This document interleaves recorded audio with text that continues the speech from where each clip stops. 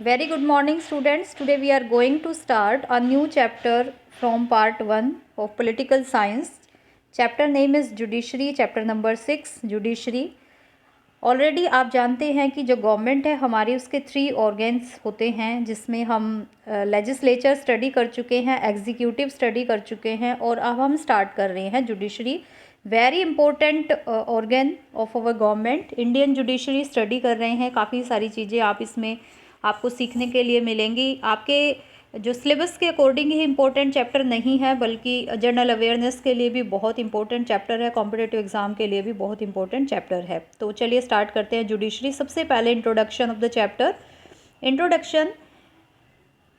Many times court are seen only an arbitrator in dispute between individual और private parties. देखिए courts को किस purpose के लिए देखा जाता है कि जितने भी कोई भी प्राइवेट पार्टी है या कोई भी व्यक्ति है उनके बीच में एक मीडिएटर का काम करता है, यानी कि उनके बीच में जो डिस्प्यूट होते हैं उनको सुलझाने का काम करता है. डिस्प्यूट मीन यहाँ पर क्या होता है, झगड़े. जो झगड़े होते हैं तो उनको सुलझाने का एक मतलब मंच देता है, उसको इस तरीके का काम करता है कौन, हमारी जुडिशरी. बट जुडिशरी परफॉर्म, लेकिन इसके अलावा जुडिशरी बहुत सारे पॉलिटिकल फंक्शंस है वो भी करती है, क्योंकि हमने जुडिशरी की इम्पोर्टेंस यहाँ पे स्टडी करनी है. Judiciary is an important organ of our government, very important organ of our government. The Supreme Court of India is in fact one of the very powerful court in the world. 1950 से लेकर right from 1950 the judiciary has played an important role in interpreting and in protecting the constitution. Student, हमारा जो constitution आप सबको पता है 1950 में जब इनैक्ट हुआ, तो उसके बाद से लेकर हमारे कॉन्स्टिट्यूशन को एक प्रोटेक्शन दे रही है, उसको इंटरप्रेट कर रही है, वो है हमारी judiciary. In this chapter we will study the role and importance of the judiciary. In the chapter, हम इस चैप्टर में जुडिशरी का रोल, उसकी इम्पोर्टेंस स्टडी करेंगे. Plus fundamental rights, you have already read that the judiciary is very important. जो fundamental rights आप second chapter में study कर चुके हो, जो हमारी लाइफ के लिए बहुत ज़रूरी है. एक डेमोक्रेसी में फंडामेंटल राइट्स का होना बहुत ज़रूरी है, लेकिन प्लस उनकी प्रोटेक्शन का होना उसके साथ बहुत ज़रूरी है. तो उनको प्रोटेक्ट कौन करती है, जुडिशरी. तो इस पर्पज़ से भी हम देखेंगे कि जुडिशरी के फंक्शन. आफ्टर स्टडिंग, इस चैप्टर को पूरा पढ़ने के बाद आप कुछ पॉइंट को एनालाइज करेंगे और कुछ पॉइंट आपके सामने आएंगे. फर्स्ट है the meaning of independent judiciary. आपको पता चलेगा कि इंडिपेंडेंस ऑफ जुडिशरी क्या होती है और why do we need a judiciary. एक जुडिशरी की हमें क्यों ज़रूरत होती है एक डेमोक्रेसी में, प्लस एक इंडिपेंडेंट जुडिशरी की क्यों ज़रूरत होती है. तो ये भी आप पॉइंट समझेंगे. The role of Indian judiciary in protecting our rights, जो हमें राइट्स मिले हुए हैं, एज ए प्रोटेक्टर जुडिशरी किस तरीके का रोल प्ले करती है, ये हम स्टडी करेंगे. The role of the judiciary in interpreting the constitution, और कॉन्स्टिट्यूशन को इंटरप्रेट करने में, उसको समझाने में जुडिशरी क्या रोल प्ले करती है हमें, वो हम स्टडी करेंगे. Plus the relationship between the judiciary and the parliament of India. Judiciary और पार्लियामेंट का क्या रिलेशनशिप है इंडिया में, दोनों किस तरीके से काम कर रहे हैं, ये हम इस चैप्टर में स्टडी करेंगे. तो स्टूडेंट, आपका चैप्टर है. First point very important question बनता है 5 मार्क्स का. Why do we need an independent judiciary. Why do we need an independent judiciary. 10th class में भी आपने थोड़ा बहुत स्टडी किया है. देखिए, कोई भी सोसाइटी है, disputes are bound to arise between individual, between groups and between individual और ग्रुप्स एंड गवर्नमेंट. कोई भी सोसाइटी है, डिफरेंसेस होते हैं, डिस्प्यूट का होना मतलब एक तय है कि डिस्प्यूट होंगे ही होंगे, झगड़े होंगे ही होंगे. झगड़े किसी भी तरीके के हो सकते हैं, इंडिविजुअल्स के बीच में हो सकते हैं, किसी एक इंडिविजुअल और ग्रुप के बीच में हो सकते हैं, किन्हीं 2 ग्रुप्स के बीच में हो सकते हैं, या किसी एक ग्रुप और गवर्नमेंट के बीच में भी हो सकते हैं. All such disputes must be settled bye an independent body in accordance with the principal of rule of law. अगर इन डिस्प्यूट्स को सेटल्ड करना है, इनको ख़त्म करना है, तो उसके लिए एक इंडिपेंडेंट बॉडी का होना ज़रूरी है, जो कि किसके अकॉर्डेंस काम करेगी, principle of rule of law, यानी कि कॉन्स्टिट्यूशन के according. This idea of rule of law employs that all individual, rich and poor, man and women, forward और backward castes are subjected to the same law. एक ऐसा rule of law means क्या होता है, जहाँ पर कि सभी इंडिविजुअल इक्वल हों, चाहे कोई अमीर गरीब है, मैन वीमेन है, या कोई पिछड़ी जाति का है, या कोई जो है अगड़ी जाति का है। Are subjected to the same law, मतलब सभी जो है वो कानून के सामने एक जैसी है। The principle role of the judiciary is to protect rule of law and ensure supremacy of law. जो principle of law, the principle role of judiciary, judiciary का जो सबसे मेन रोल है वो क्या है कि वो रूल ऑफ लॉ को प्रोटेक्ट करती है और लॉ सुप्रीम है ये शो करती है कि कानून के अकॉर्डिंग ही होना चाहिए सब कुछ। इस चीज़ को प्रोटेक्शन देने का काम कौन करती है? हमारी जुडिशरी। और क्या क्या काम करती है देखिए स्टूडेंट जुडिशरी, यहाँ पर फंक्शंस आ जाती हैं ये जुडिशरी के। हमें क्वेश्चन यहाँ पर बन रहा है कि what are the major function of judiciary. The major function में यही होता है कि it's safeguard rights of the individual. Judiciary जो है वो हमारे राइट्स, इंडिविजुअल के जो राइट्स होते हैं उनको सेफ्टी देती है। सेटल डिस्प्यूट्स, डिस्प्यूट्स को ख़त्म करती है according to law and ensure that democracy does not give dictatorship. और ये श्योरिटी देती है हमें कि जो डेमोक्रेसी है वो डिक्टेटरशिप की तरह काम नहीं करेगी। यानी कि डेमोक्रेसी को प्रोटेक्शन देने का काम भी कौन करती है? हमारी जुडिशरी। मतलब गवर्नमेंट ऐसी रहे कि वो डिक्टेटरशिप की तरह काम ना करे, तो इस चीज़ पे एक तरह से पूरा कंट्रोल करती है। In order to be able to do all this, लेकिन ये सब काम करने के लिए क्या ज़रूरी है? देखिए स्टूडेंट, ये सब काम करने के लिए क्या ज़रूरी होगा? ये सब काम करने के लिए ज़रूरी होगा जुडिशरी का इंडिपेंडेंट होना। अगर जुडिशरी इंडिपेंडेंट नहीं है, अगर जुडिशरी किसी पॉलिटिकल प्रेशर में है तो वो ये सब काम नहीं कर सकती। तो जुडिशरी का इंडिपेंडेंट होना बहुत ज़्यादा ज़रूरी है। What is meant by and independent judiciary, यहाँ से भी क्वेश्चन बन रहा है स्टूडेंट। इंडिपेंडेंट जुडिशरी क्या है? How is this independent ensured, और उसकी जो इंडिपेंडेंसी होती है वो कैसे उसको कैसे श्योरिटी मिलती है, कैसे उसको सुरक्षा मिलती है। तो वही हम देखते हैं। सबसे पहले तो हम यहाँ पर मीनिंग देखते हैं इंडिपेंडेंस ऑफ जुडिशरी का।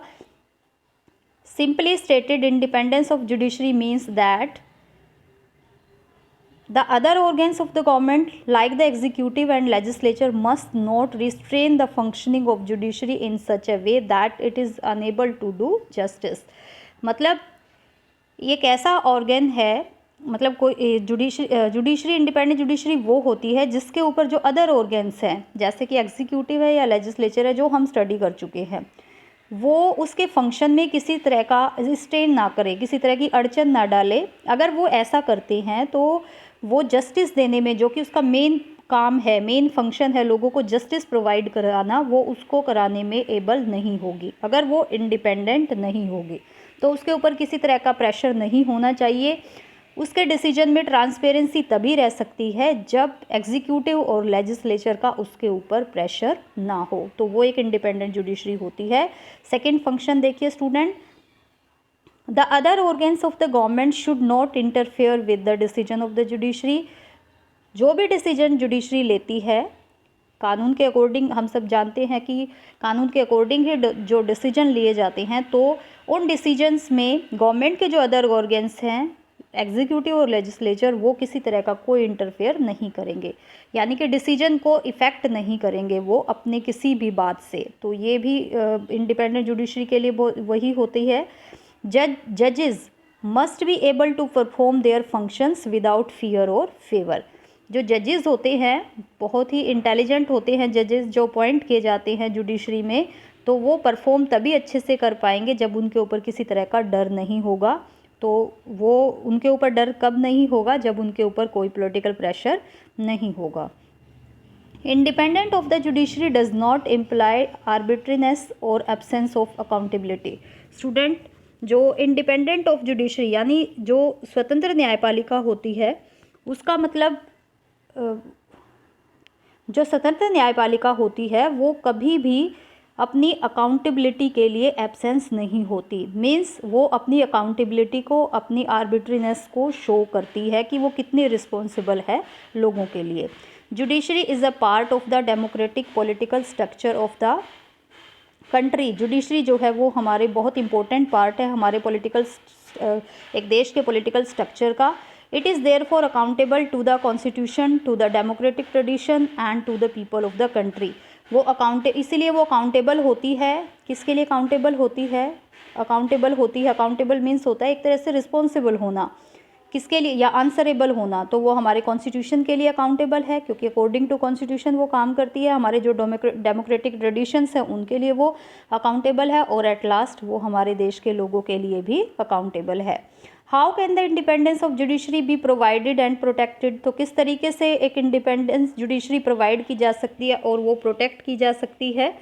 तो उसमें भी हम देखते हैं स्टूडेंट, कुछ क्वेश्चंस होते हैं, कुछ क्वेश्चंस हम यहाँ पर दिए गए हैं। मतलब एक क्वेश्चन बनता है कि किस तरीके से एक प्रोटेक्टेड जुडिशरी जो है वो बनती है। The Indian constitution has ensured the independence of judiciary through a number of major, इसके लिए कुछ मेजर्स किए गए हैं जिससे हमें पता चलेगा कि जुडिशरी की इंडिपेंडेंसी कैसे हो सकती है। सबसे पहले तो the legislature is not evolved in the process of appointment of जजेस, तो मतलब एक ट्रांसपेरेंसी होती है, जजेस के अपॉइंटमेंट में किसी तरह की इन्वॉल्वमेंट नहीं होती किसी भी ऑर्गन की ज़्यादातर।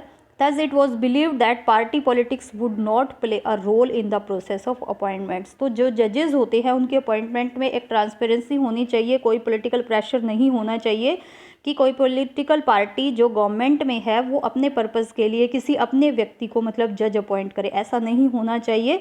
मतलब जो प्रोसेस है जज की अपॉइंटमेंट का वो बहुत ही ज़्यादा ट्रांसपेरेंट होना चाहिए। तो इस तरीके से हम जो जुडिशरी की इंडिपेंडेंस है उसको प्रोटेक्ट कर सकते हैं।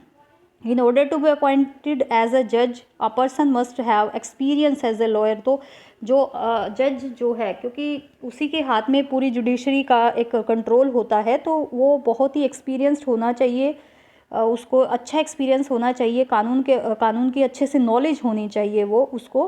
Political opinions of the person और his her political loyalty should not be the criteria for appointment of to judiciary, तो जो मतलब उसका जो क्राइटेरिया होता है उसको सिलेक्ट करने का, उसमें कोई ये नहीं देखना चाहिए कि वो पॉलिटिकल लॉयल्टी उसकी नहीं देखनी चाहिए, बल्कि उसकी जो कैपेबिलिटी है एक जज बनने के लिए वो चेक होनी चाहिए, एक्सपीरियंस चेक होना चाहिए, ना कि उसकी जो पॉलिटिकल ओपिनियंस है वो देखी जानी चाहिए। तो इस तरीके से कहने का मतलब क्या है कि जो अपॉइंटमेंट होती है जजेस की उसमें एक अच्छी ट्रांसपेरेंसी का होना बहुत ज़्यादा ज़रूरी है, अगर हमें एक अच्छी प्रोटेक्टेड और एक इंडिपेंडेंट जुडिशरी का स्ट्रक्चर तैयार करना है। तो जो जजेस होते हैं उनका टेन्योर फिक्स होना चाहिए, अच्छी तरह वो अपना कार्यकाल पूरा करें, to hold office till reaching the age of retirement, only in exceptional cases जजेस में बी रिमूव्ड, मतलब कुछ ही केसेस होते हैं जिसमें जजेस को रिमूव किया जाता है, जैसे कि इम्पीचमेंट प्रोसेस होता है, अदरवाइज अपने रिटायरमेंट टाइम पीरियड तक वो अपने काम को संभालें। But otherwise they have security of tenure, उनको टेन्योर की सिक्योरिटी होनी चाहिए अपनी, ये नहीं है कि कोई गवर्नमेंट आई उसने किसी जज को हटा दिया, रिमूव कर दिया, ऐसा नहीं होना चाहिए, एक श्योरिटी होनी चाहिए ताकि वो अपना काम बिना किसी फियर और फेवर के कर सके। The constitution prescribe a very difficult procedure for removal of जज, हमारे कॉन्स्टिट्यूशन ने काफ़ी टफ प्रोसीजर रखा हुआ है इम्पीचमेंट का, जिससे कि सुप्रीम कोर्ट के जज को हटाया जाता है, जैसे कि हमारे प्रेसिडेंट को भी हटाया जाता है उसी प्रोसेस से। The constitution makers believe that a difficult procedure of removal would provide security, अगर एक टफ प्रोसीजर होगा उसको रिमूव करने का तो उससे एक श्योरिटी बनी रहेगी उसके अंदर अपने अच्छे तरीके से काम करने की, और जो जुडिशरी है उसके जो चीफ जस्टिस होते हैं उनको एक सिक्योरिटी प्रोवाइड कराता है ये भी। The judiciary is not financially dependent on either the executive और लेजिस्लेचर, जो फाइनेंशियल स्ट्रक्चर होता है जुडिशरी का उसके लिए भी जुडिशरी किसी एग्जीक्यूटिव और लेजिस्लेचर पे डिपेंड नहीं होनी चाहिए। मतलब the constitution provide that the salaries and allowance of the जजेस are not subjected to the approval of the legislature, मतलब जो भी उसके न्यायाधीश के वेतन या अलाउंस होते हैं, भत्ते होते हैं, तो ऐसा नहीं होगा कि लेजिस्लेचर के अप्रूवल के बाद ही वो होंगे, यानी उसका एक अलग से प्रोविज़न होना चाहिए।